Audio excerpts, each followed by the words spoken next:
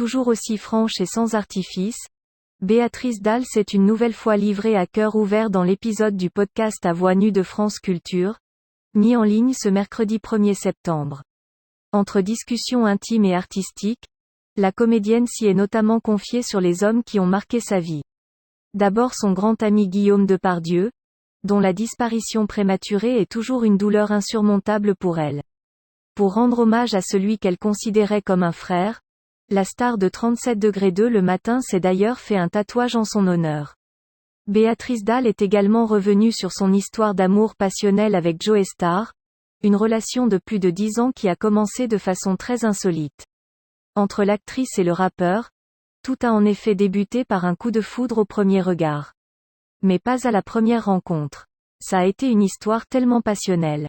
Dès que je l'ai vu, dans un clip, Authentique ça s'appelait, je savais qu'il était pour moi, c'est ainsi souvenue la star. Avant de préciser, mais pas pour moi genre une nuit. La comédienne n'a ainsi jamais rencontré le leader de NTM quand elle succombe à son charme. Et pourtant, malgré ces circonstances particulières, elle le sent, ils sont faits l'un pour l'autre. Alors, même si elle est déjà en couple à l'époque, et l'artiste aussi, elle va tenter un coup de folie pour séduire l'objet de ses désirs. Je suis allée le chercher chez lui, a-t-elle ainsi expliqué. J'avais prévenu même son amoureuse, je lui ai dit. Ce n'est pas la peine, ça sert à rien. Ce n'était pas de la méchanceté de prendre un mec pris. Ce n'est pas ma came d'aller chercher des mecs qui sont accompagnés, qui ont des femmes. Je trouve ça naze. Mais lui, je savais qu'il était pour moi. Et lui aussi. Donc autant prévenir nos conjoints respectifs. On ne pourra pas se battre contre ça.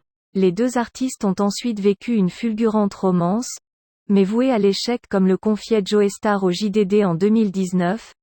Béatrice et moi, c'est alchimique, d'une substance qui nous a soudés jusqu'à nous perdre. On n'a pas eu le temps d'avoir les bougies, on a tout cramé dès le départ. On vivait à 100 à l'heure.